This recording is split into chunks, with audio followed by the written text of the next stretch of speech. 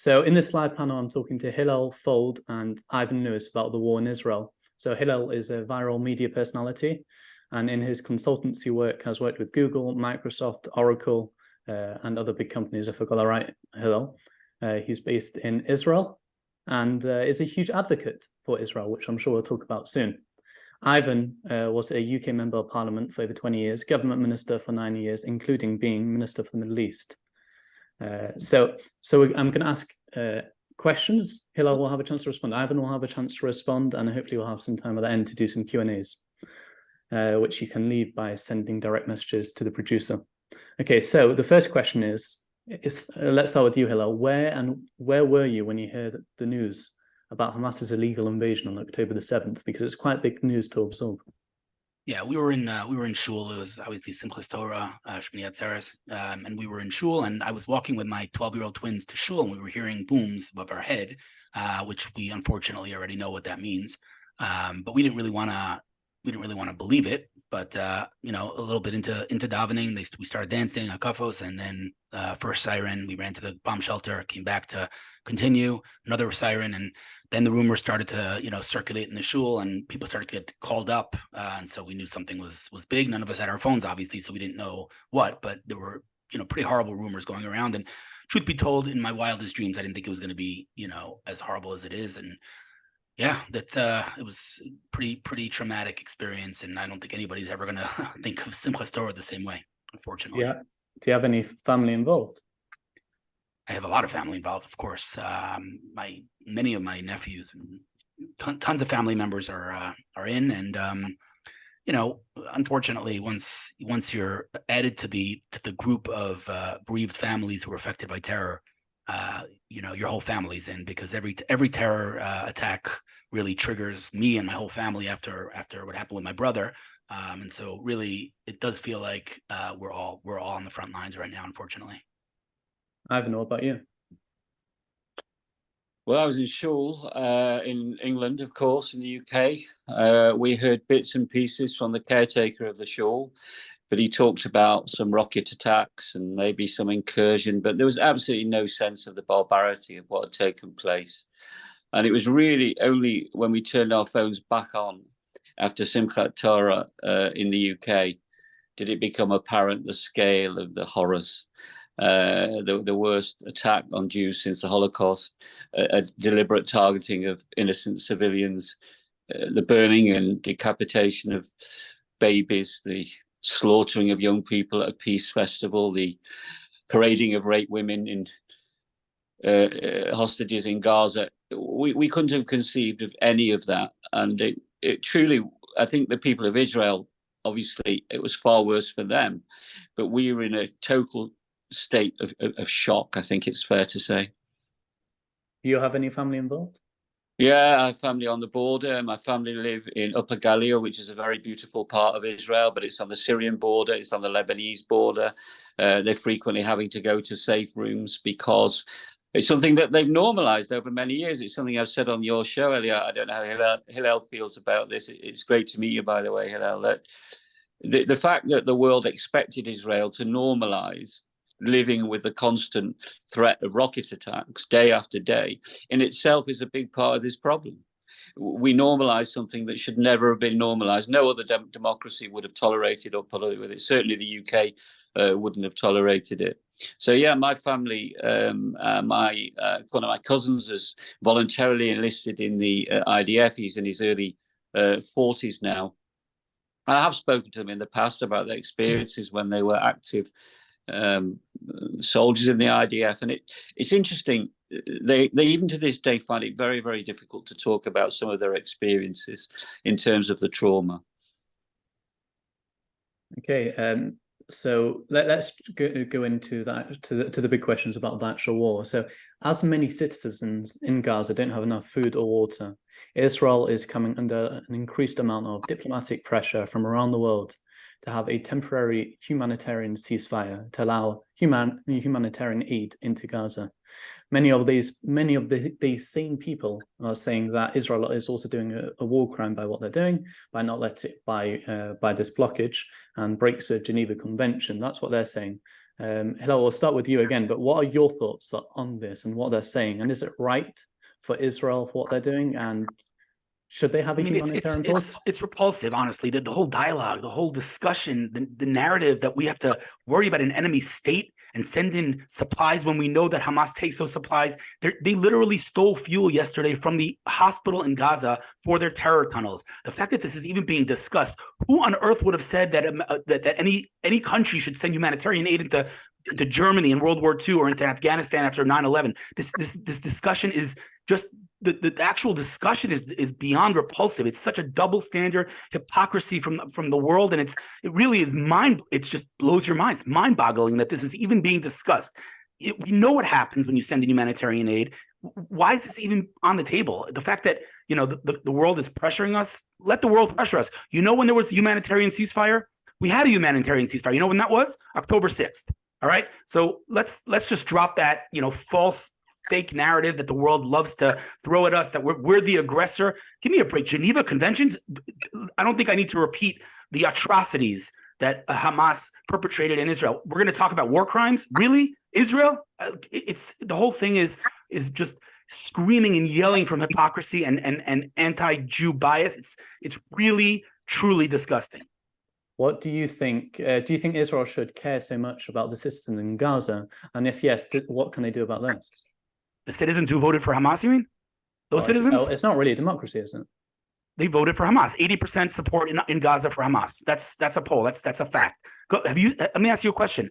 How many of us have seen millions or thousands or hundreds of Palestinians standing up to Hamas in our social media feeds? Because I haven't seen one. And so the citizens of Gaza, we love to pretend that there's this big gap between Hamas and the citizens of Gaza. The citizens of Gaza support Hamas. They're proud. They dance on 9/11. They dance and they give candies out when every innocent Jew is murdered. We need to stop. Again, this is a narrative that the world just keeps pumping, and it's just false. It's false. There are innocent people in Gaza, just like there were innocent people in Germany, but no one in their right mind debated whether World War II was justified because there were innocent people who died. Innocent people die in war. That is what war is. Israel didn't want war. It was forced upon us. And now the Palestinian people, they need to be freed from Hamas. The irony of all of this is that the Jews are going to be the ones who end up freeing Gaza from Hamas. This has nothing to do with us. They're an enemy state. No other country in the world would be asked to give supplies to an enemy state, especially when we have hard evidence. We have video evidence of Hamas using the water pipes. It's a double standard, the likes of which I've never seen in my entire life. Ivan, what about you? I agree with virtually everything Hillel said. Look, this is a just war. It's a war of self-defense, and it's consistent with international law when you are facing a real and serious threat. Until Hamas are destroyed, until Hamas's capability is gone, until Hamas are no longer running Gaza, there can be no ceasefire. It is as simple as that. They chose this war, and they chose to target civilians. They butchered, in a way that we haven't seen this in the Holocaust, Jews for no reason other than the fact that they were Jews. So let's be clear. They targeted civilians. Israel is targeting Hamas terrorists. And we really need to get this clear. Hamas terrorists hide within the center of civilian populations. They hide in schools. They hide in hospitals. And that is the nature of the people that you're dealing with. They have absolutely no concern for the Palestinian people. Their cause, by the way, is not a two-state solution.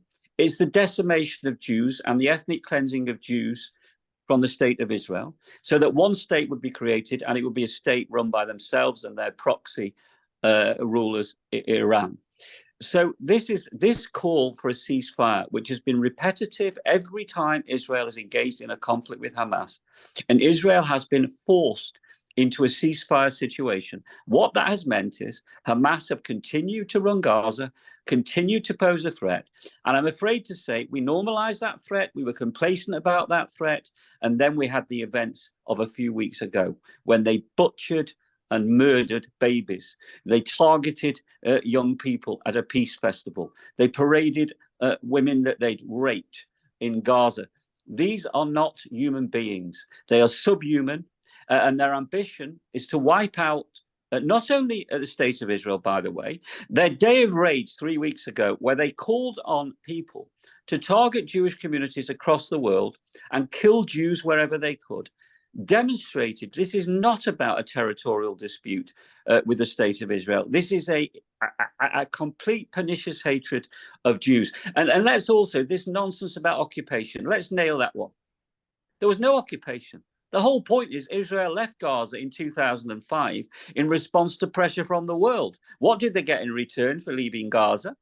They got rocket attacks, they got terrorist attacks, they got an organization controlling the territory, a terrorist organization committed to Israel's destruction.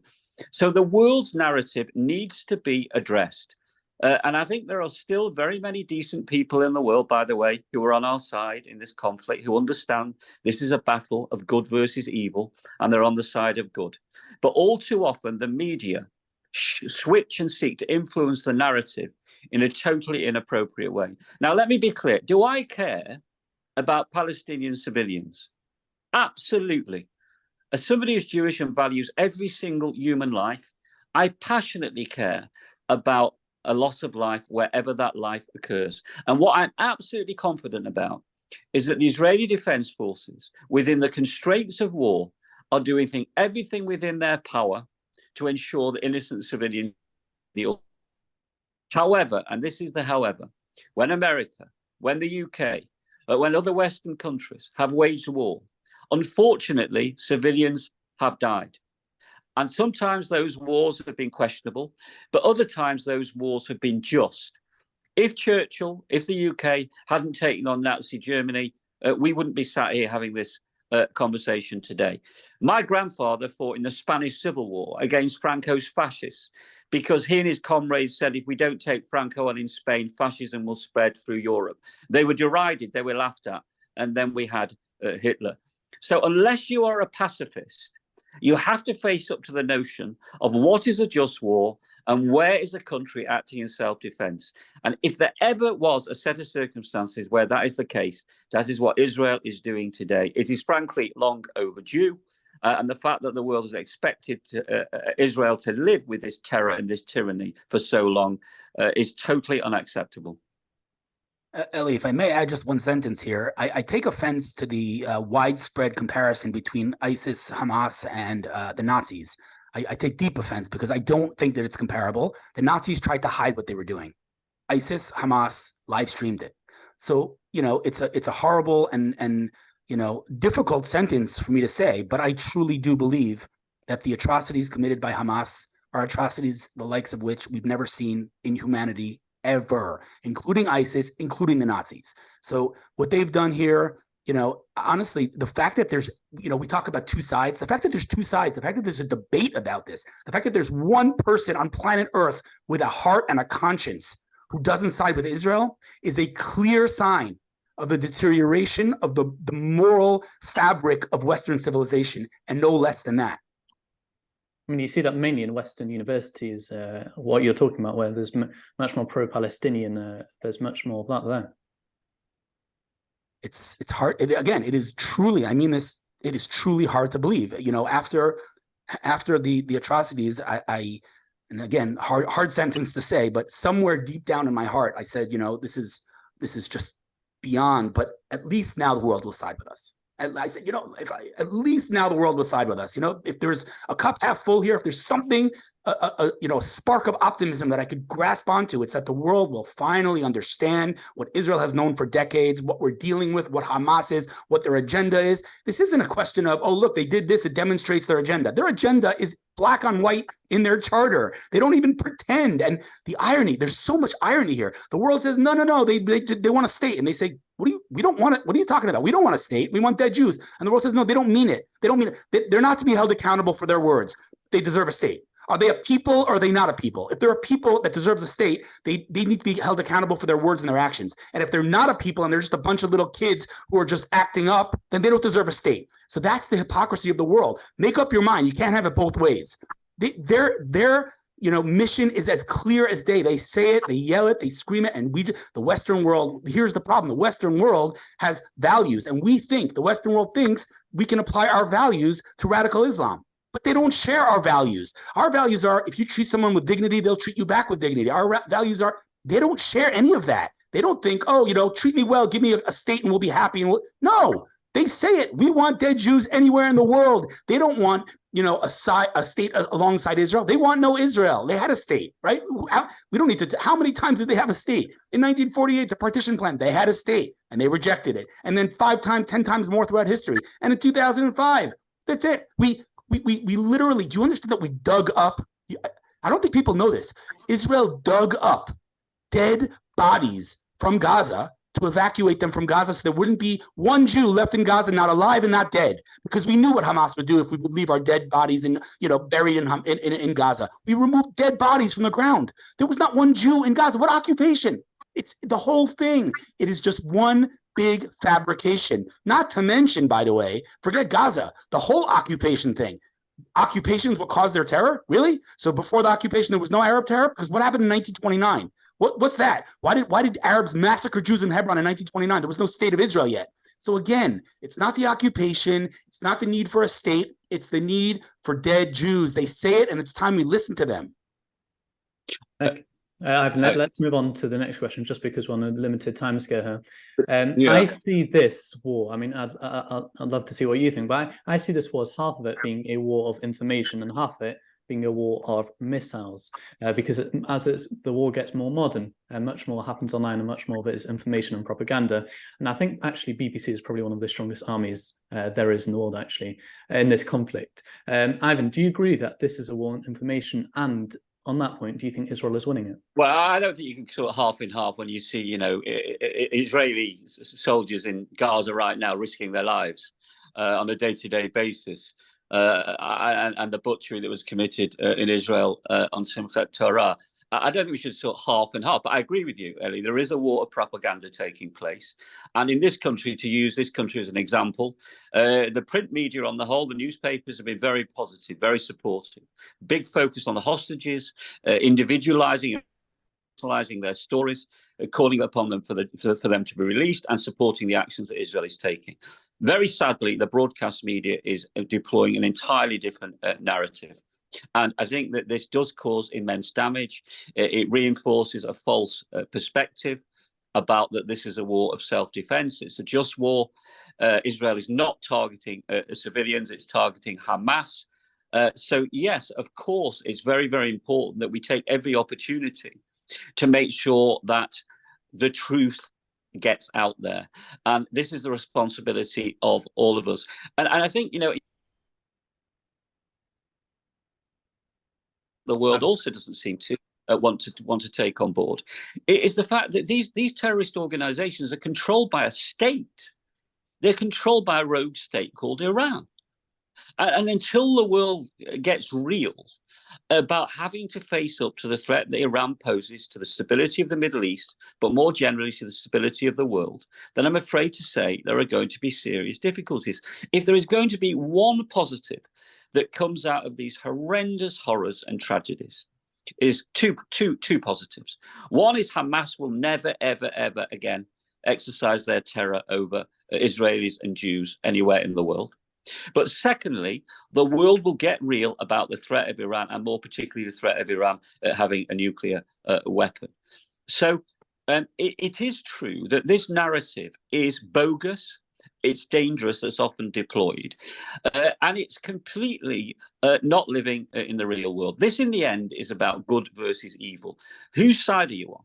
Are you on the side of good, or are you on the side of evil? Are you on the side of people who want to live in peace, who want to run a country on democratic lines, who believe in the sanctity of human life? Or are you on the side of those who are butchers and murderers and terrorists? And let's be clear, they are Jew haters. As Hillel quite rightly said, they are Jew haters. Anti-Semitism is a polite way of saying they are Jew haters. So is this a war of propaganda as well as a war on the front line, on the battlefield? Yes, it is. And isn't it so predictable what we've seen? In the first few days, the world said, isn't it terrible what happened to those innocent Israelis? And within about days, the world turned their attention to this word proportionality. and somehow suggested that you can compare numbers against numbers and make a calculation about proportionality. And what I would say to you, Eli, is this. If Israel was to behave in a proportionate way to Hamas, they would go around butchering and beheading babies. They would target young people deliberately at a peace festival. They would rape women and parade them through the streets.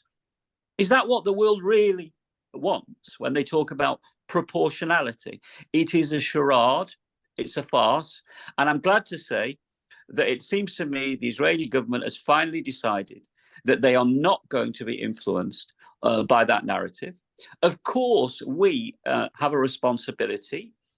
Israel, Jews around the world, our friends and our supporters, and those who believe that this is essentially about good versus evil. We have a duty to be advocates, to be ambassadors, to come on your podcast, to spread the message, to fight the lies, to deal with the myths. We have a duty to do that. And it's a duty to do that because this is a totemic moment in Jewish history, undoubtedly. This isn't just a passing moment. This is a totemic moment in Jewish history. But it's also a totemic moment for the world. It's a clash of ideology. And if good doesn't win now, and if this doesn't lead to a change in direction in terms of particularly the way the West sees the threat of Iran, then it will be a massive, massive mistake. Hello, what do you think?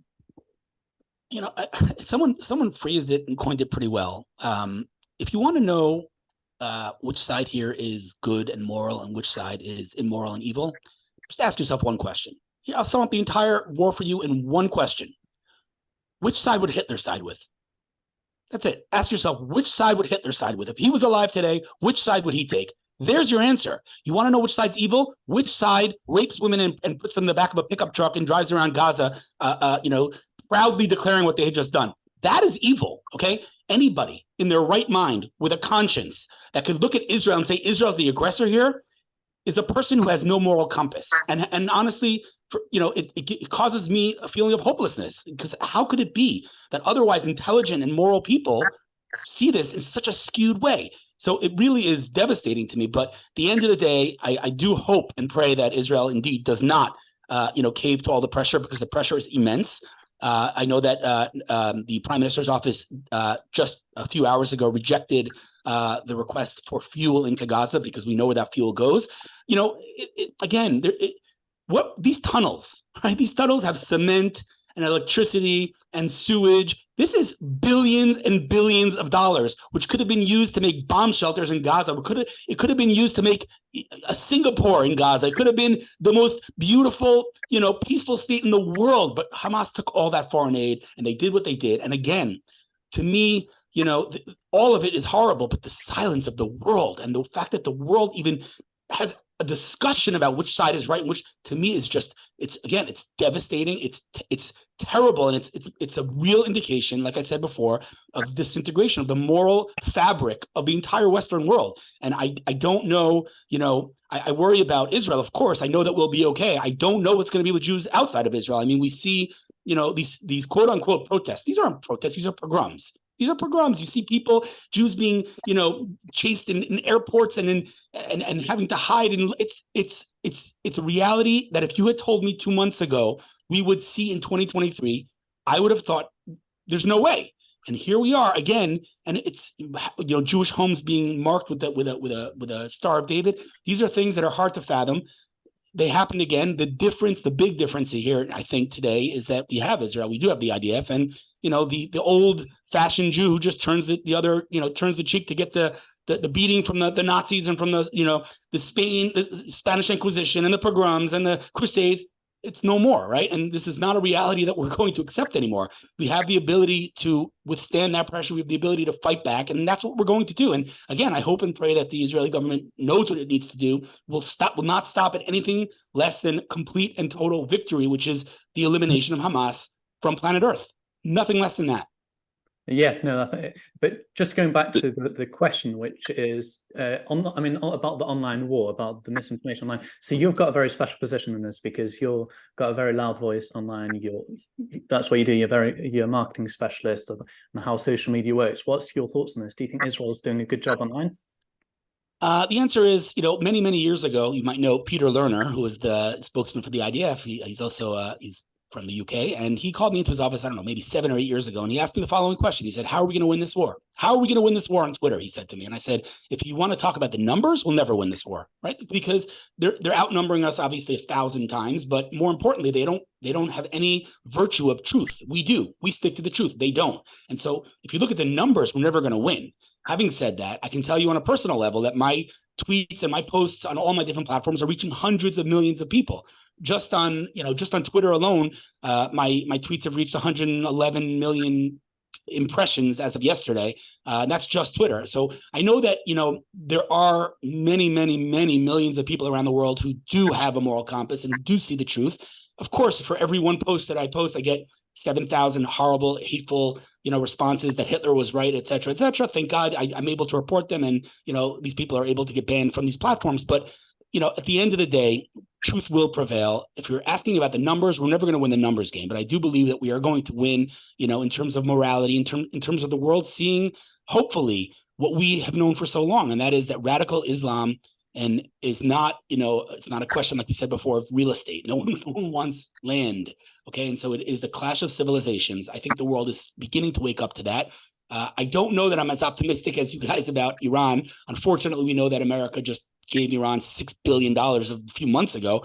I don't know that the world's going to wake up to what Iran is. I don't know. And I don't know that the world's going to wake up to what Qatar is. I want to hope and believe and pray that, that will happen. Unfortunately, I also hoped and prayed that the world would take our side after what happened, and they didn't. So, it's so hard for me to predict because of the lack of, moral clarity that we see in the world. So I don't know. But to answer your question, we are not going to win the numbers war. We are going to win ultimately because truth will prevail. I mean, Eli, just to give you an indication, we are doing an event in Manchester in 14th of November.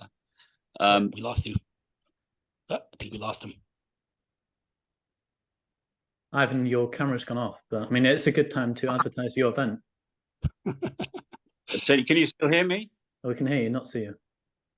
Yeah, I mean, it's an event on the 14th of November. It's deliberately aimed at giving members of the community, the Jewish community in Manchester, the information and the confidence to be advocates, whether it be in the networks, whether it be on the media, whether it be social media, mainstream media, radio phone-ins, whether it be in their workplaces, whether it be in public spaces. It's to give every member of the community a feeling that they have the knowledge and the confidence and they're empowered to make the argument and fight the case. And this is very, very important, that we have effective spokesperson at a leadership level, of course, and that's not something we've sometimes lacked in terms of the English language, although it's getting better perhaps now, but also at a grassroots level, we have people who are armed with the information, with the facts that enable them to make in an effective and a very robust way.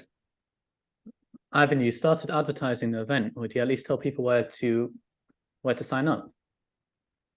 Okay, I haven't got the link with me at the moment, so we'll have to do that on another occasion. Okay, so moving on. So now I'm going to do a Q&A. I know one of your participants, by the way, Eli. I think one of the people watching tonight might be able to come in and help later on with that one. Okay, brilliant. We can talk about that. So, now we're going to do Q&A. So people have sent in some questions. If anyone else has got questions, please send them in. You can do it on the Zoom chat. So I'm going to go to one of them. This is from Hesky Strassman. When Israel wins this war and destroys Hamas's infrastructure, what is the next step? How can Israel combat Hamas's ideology rising again? Ivan, what's your thoughts? Well, obviously, there's going to be a very interesting, a very difficult challenge about how Gaza is policed when Hamas are no longer running Gaza. And that is something that's going to have to be given a lot of thought to. My own view is that once this war is over, it will only be a matter of time before there is normalization between Saudi Arabia and Israel, which will be very, very important in terms of Israel's relationship actually with the Muslim world, not just with individual countries, and also, in fact, with Jews' relationships with Muslims around the world. And then it has to be about, I know I hear Hillel, but it has to be about the world getting real about the Iran threat. It's not, the clock is ticking. It's long overdue. We can't afford to wait any longer. The regime can at any stage accelerate their program so they have the capacity to launch a nuclear attack.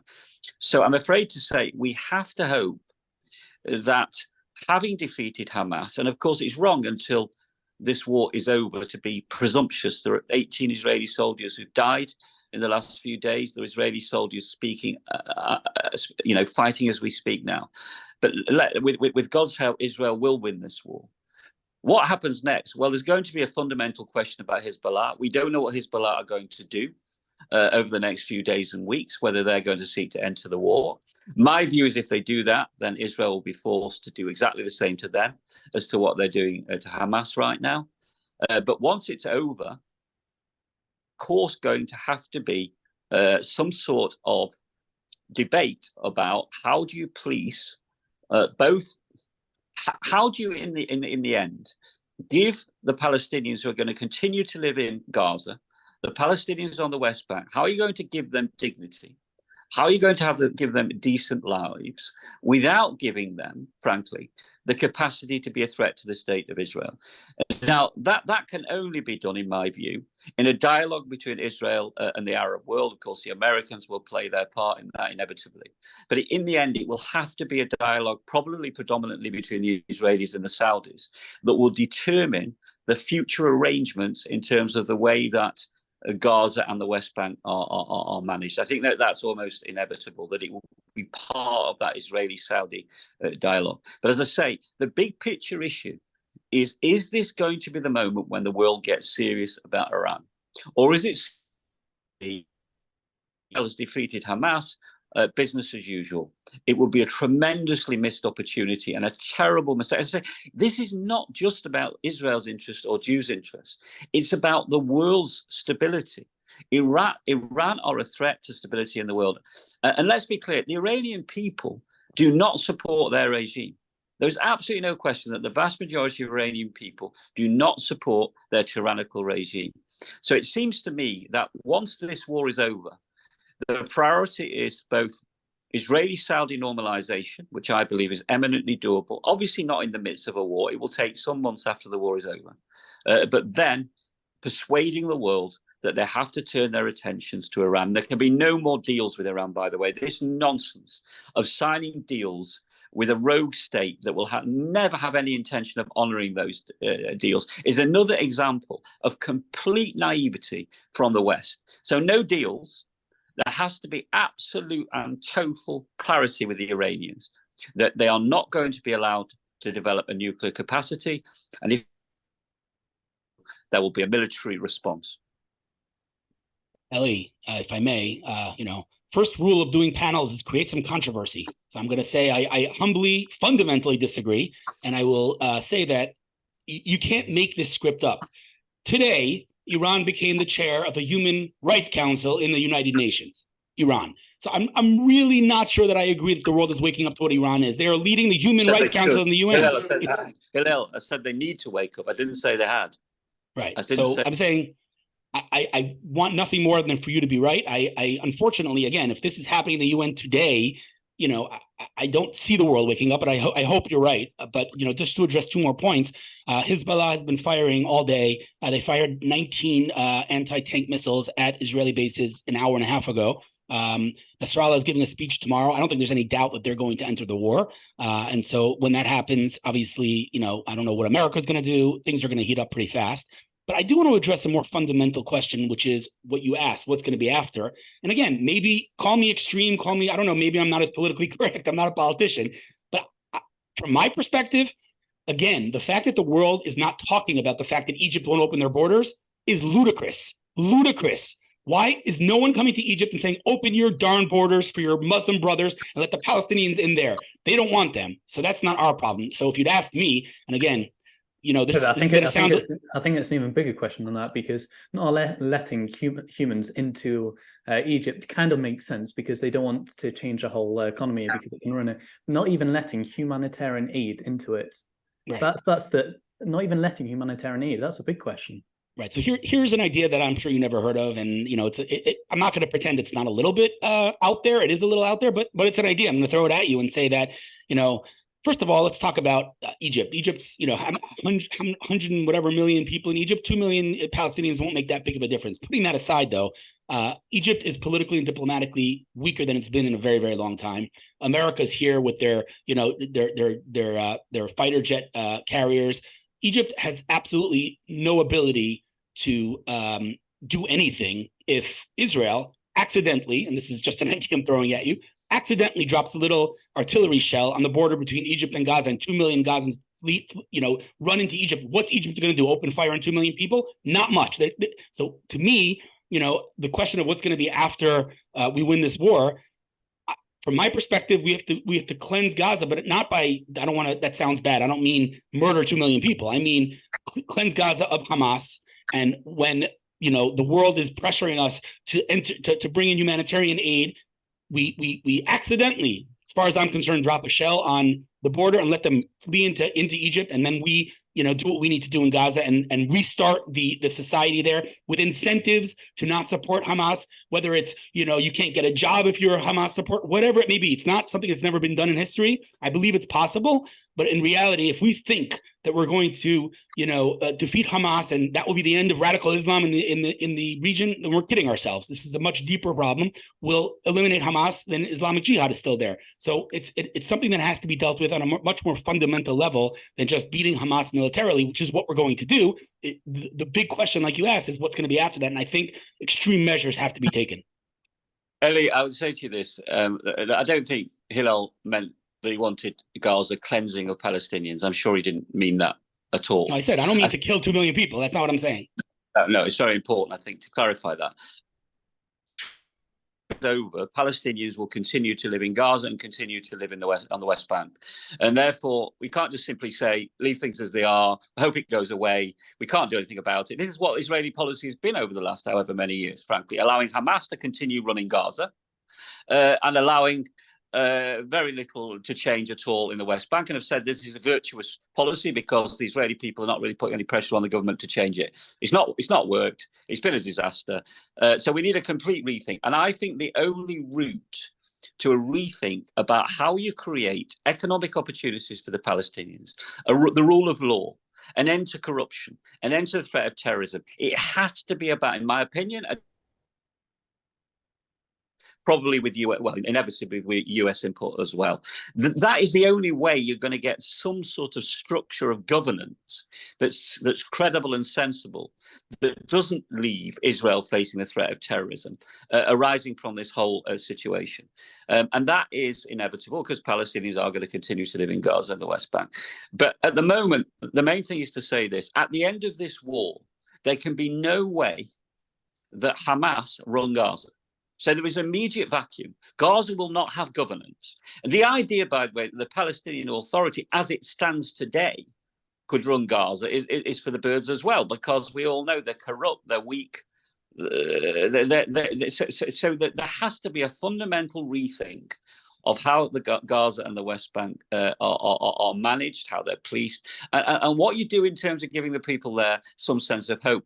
But you can only give the people there some sense of hope if they are not committed to wiping out Jews and wiping out the state of Israel. It's as simple as that. If they continue to have large elements amongst them who are committed to doing that, you cannot expect, never mind Israeli governments, you cannot expect Israeli citizens to have a benevolent view in those circumstances.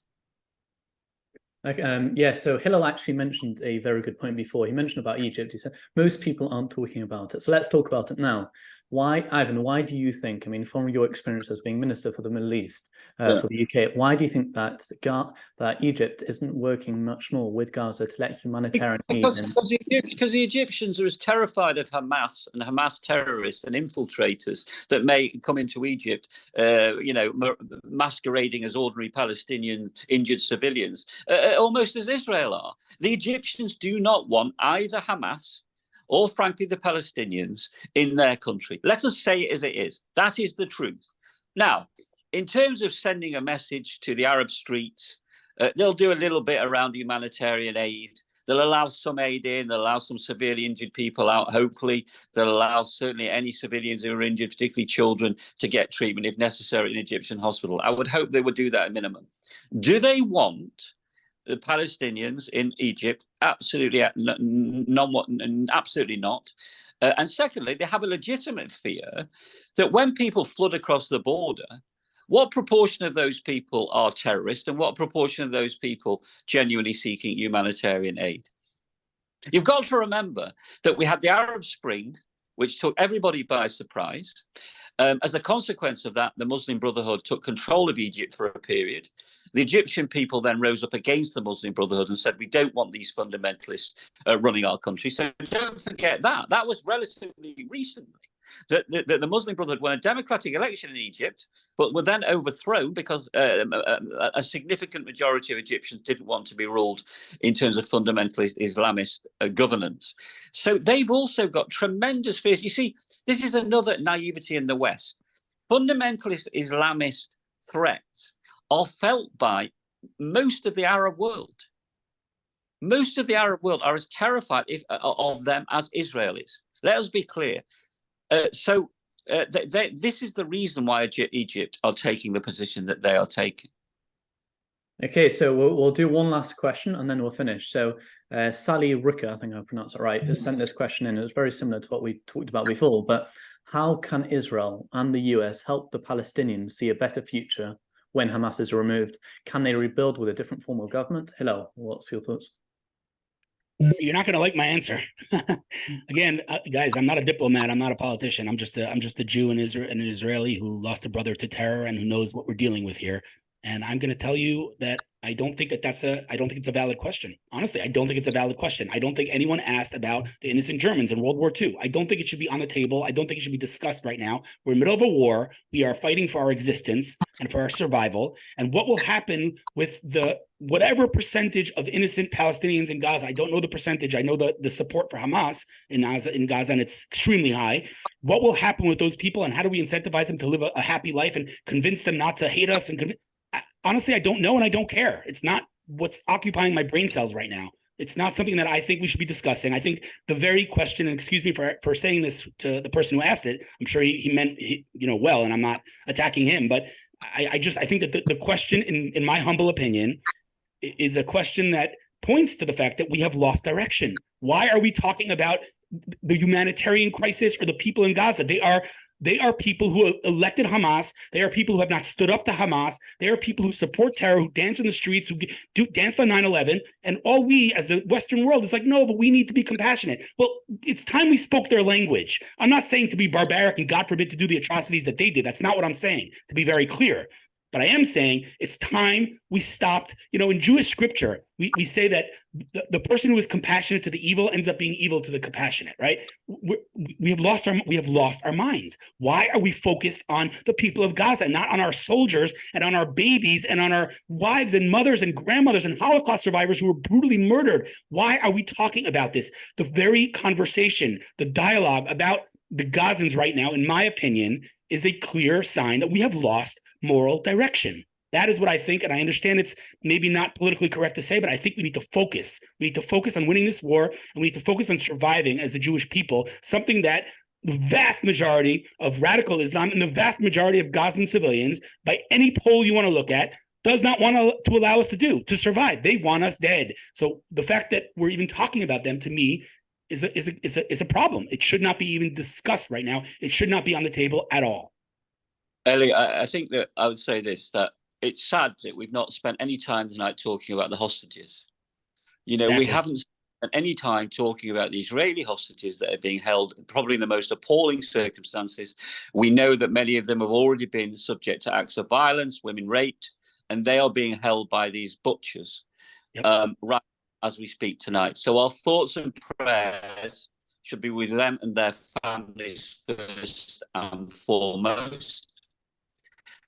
I think it is a legitimate question, though, Hillel, because Afghanistan, where we cleared out regimes and then we didn't have any plan for the aftermath. And as a consequence of that, we continue to lose people for decades because we didn't have a plan. And I also think we have to face up to the fact that successive Israeli government policy has failed in terms of, as I said earlier, allowing Hamas to continue to run Gaza, working with a corrupt Fatah on the West Bank, who frankly just do not have the strength to provide the governance that is required. So my answer to you, Eli, is I think it should be part of the discussion and the resolution that will take place with Saudi Arabia. I think the Israeli-Saudi Arabia track is absolutely essential, by the way, to getting the world to take Iran seriously. So it's not just about a better relationship on a bilateral basis between Israel and Saudi. It's also about that axis being able to persuade the world that it's time, as I say, to take that Iran threat seriously. So, and as I said earlier, crucially, a Saudi-Israeli normalization would lead to very, very big shifts in the attitudes of large swathes of the Muslim world to Israel and to Jewish people more generally. So the stakes are very, very high and why do you think, one of the arguments as to why Iran triggered this now is because they were terrified of Israeli-Saudi normalization, by the way. So let's be clear, they are terrified of it for reasons that I've tried to articulate on this podcast. But tonight, let's think about those Israeli soldiers who are fighting on the ground, terrorists. States fighting states is one thing. States who have to be played by a certain decency, fighting terrorists who have no limits and no standards is a nightmare.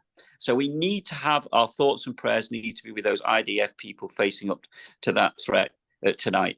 And we also, as I say, must never, ever forget those hostages still there. And we all have a collective duty to shine a light on the fact that they're still there, and everything must be done. Anybody who has got influence or power in the world must use that influence to get those innocent civilians freed, and freed as soon as possible. Eli, if I may, I just want to add one thing. A lot of people are asking me, what can I do? What can I do? And, there are many things that people can do, whether it's, financial support for Israel, whether it's emotional support, whether it's whatever it is. But, I want to say sorry? Praying as well is important. Praying, extremely important. But I do want to say one thing, and that is that words matter.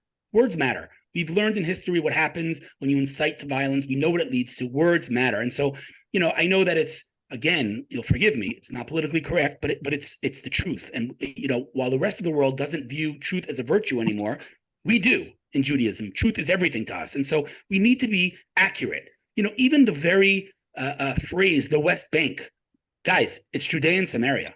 It's Judea. I know the world calls it the West Bank. That doesn't mean we have to call it the West Bank. And you know what? I'm going to go even further and say we call them Palestinians. Who are Palestinians? Guys, this is historical fabrications. Who were Palestinians? We were Palestinians. We have coins with the word Palestine and a Star of David next to it. Yasser Arafat took that term, hijacked it, and applied it to. There was never an Arab-Palestinian state in the history of the world. And anybody who debates that, kindly tell me who the prime minister was and what the national anthem was. It never existed. And we, as Israelis and as Jews, have adopted this narrative that the West has, shoved down our throats, these Palestinians and the West Bank, but words matter. And so let's call it what it is. It's Judea and Samaria, and these are Arabs that came from Jordan and from other places. There was never an Arab-Palestinian state. There was never an occupation of an Arab-Palestinian state. These are all lies that the world perpetrates nonstop, and even we, and I say myself included, are guilty of adopting these things, but words matter. So let's use our words accurately, because when we don't, it leads to tragedy. I think that's a good way to end off, to giving advice to people on how to help out in this war. Thank you so much, Hillel, for joining us, and thank you, Ivan. Thank you, guys. Thank you. Thanks. Nice to see you, Hillel. Stay safe. Nice to meet you. Take care. Be well.